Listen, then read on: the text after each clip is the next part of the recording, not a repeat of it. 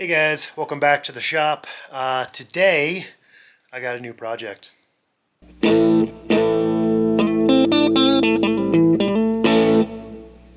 Now, I've got a bunch of needy projects already, but some of them are starting to come to a close. Um, and I've been abusing my cute little S10. I've been carrying way too much in it, and I really needed something a little bigger. So you'd think I'd go get something nice and modern and reliable, but no. I bought myself another vintage truck.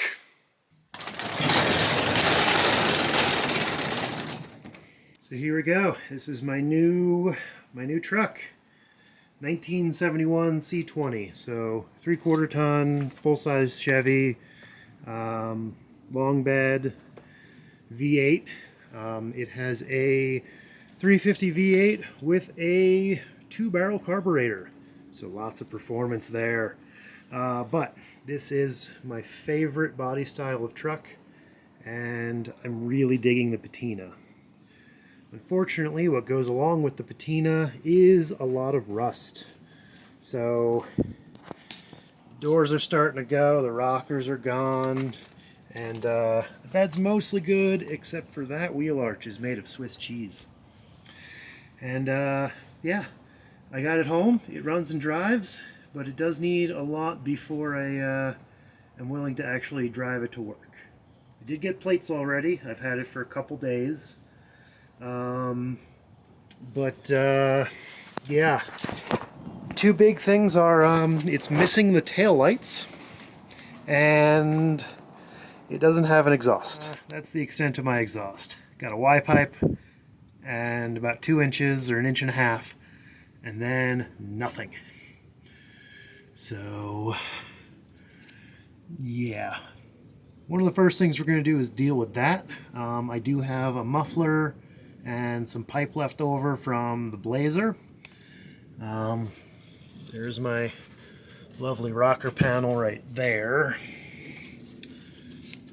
And yeah, so we're going to take care of the exhaust so we can drive it.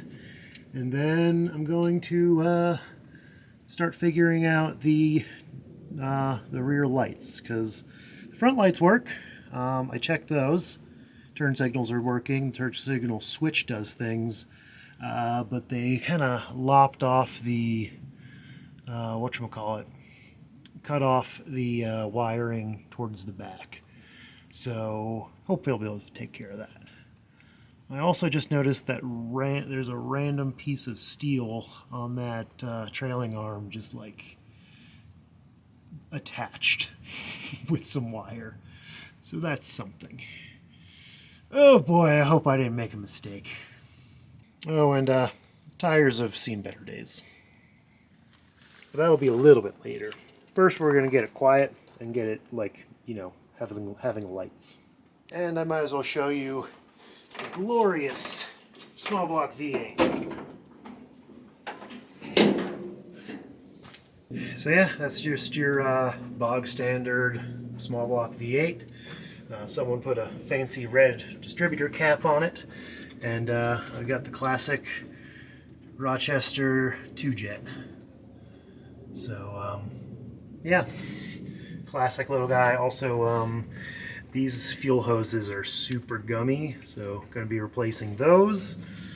Someone has done an alternator conversion on this. I'm assuming this came with a generator, but it may not have.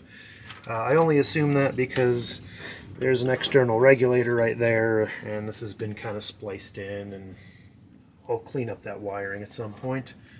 I also have no idea what's going on there.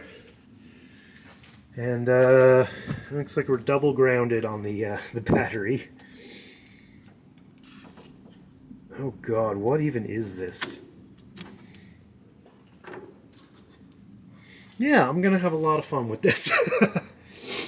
I assumed because it was 3/4 ton, it would probably come with a Turbo 400 trans, but it actually looks, from looking underneath, I think it might be a Turbo 350. So less heavy duty, but it is the same one that's in the Blazer, so shares parts.